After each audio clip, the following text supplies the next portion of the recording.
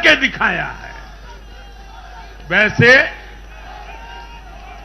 आज मैं ये भी कहूंगा कि 2019 के चुनाव नतीजों के बाद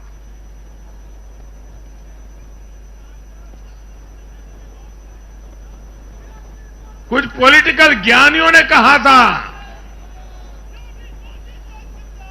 2019 में जब लोकसभा में हम दोबारा जीत करके आए तो उस ज्ञानियों ने कहा था कि भाई इस 2019 के जीत में क्या है, ये तो 2017 में ही तय हो गई थी,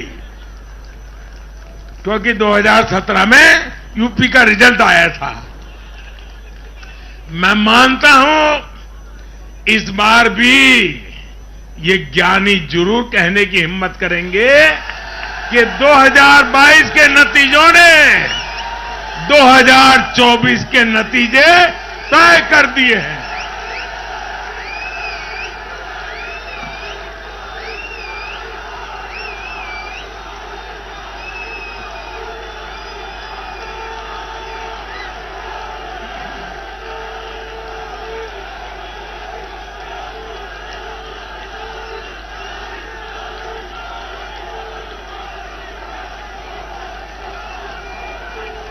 मैं आज पंजाब के भाजपा कार्यकर्ताओं की भी विशेष प्रशंसा करूंगा।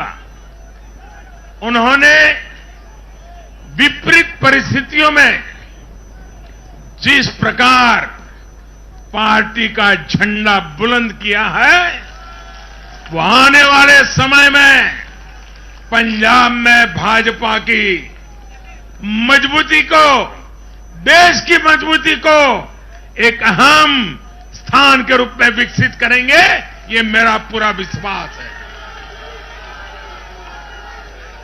पंजाब में भाजपा एक शक्ति के रूप में उभरनी है, ये मैं अपनी आंखों के सामने देख रहा हूं दोस्तों। सीमावर्ती राज्य होने के नाते पंजाब को अलगाववादी राजनीति से सतर्क रखना भाजपा का कार्यकर्ता जान की बाजी लगा करके भी इस काम को करता रहेगा। आने वाले 5 सालों में भाजपा का हर कार्यकर्ता वहां इस दायित्व को जोर शोर से निभाने वाला है। ये विश्वास मैं पंजाब की जनता को आज देना चाहता हूं। साथियों, ये चुनाव ऐसे समय में हुए हैं जब दुनिया 100 साल के सबसे बड़े कोरोना जैसी महामारी के संकट से लड़ रही है। पूरी मानव जात, पूरा विश्व 100 साल में ऐसी बीमारी नहीं देखी, ऐसी मुसीबत से लड़ना नहीं पड़ा है। ये जैसे कुछ कम था तो युद्ध ने भी विश्व की चिंताएं बढ़ाई हैं। इन परिस्थितियों में दुनिया भर की सप्लाई चेन छिन्न भिन्न हो गई है। 2 साल से सप्लाई चेन पर बहुत ही विपरीत प्रभाव हुआ और युद्ध ने उसमें और जोड़ दिया। इन चुनौतियों से निपटने के लिए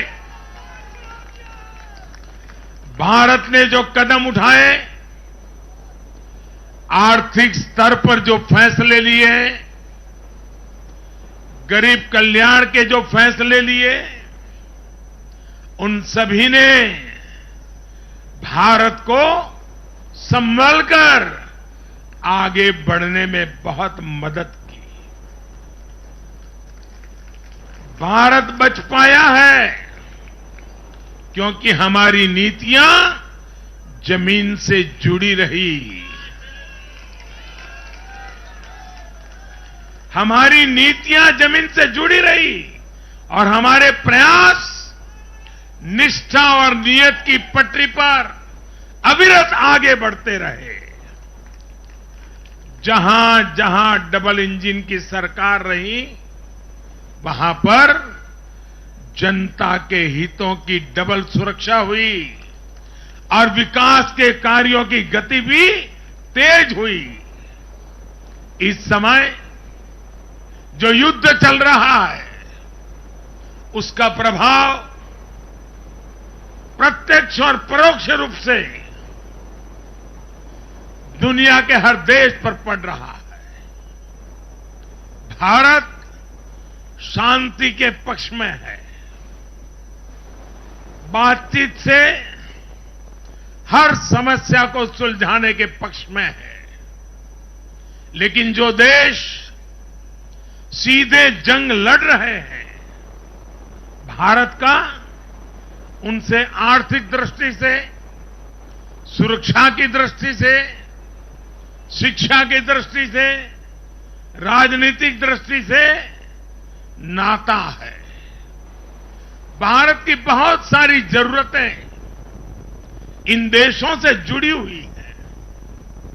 भारत बाहर से जो कच्चा तेल मंगाता है, पाम ऑयल मंगाता है, सनफ्लावर ऑयल मंगाता है, उसकी कीमत भी अंतर्राष्ट्रीय बाजार में बहुत तेजी से बढ़ रही है।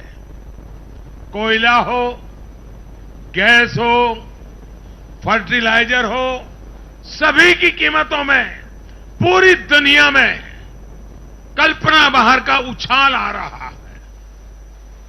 युद्ध के कारण पूरी दुनिया में महंगाई बढ़ रही है। विकासशील देशों को विशेष रूप से कठिनाई का सामना करना पड़ रहा है। साथियों, इस वैश्विक संदर्भ में इन कठिनाइयों के बीच इस बार के बजट पर नजर डालें तो एक विश्वास पैदा होता है। देश आत्मनिर्भर भारत अभियान के मार्ग पर आगे बढ़ रहा है।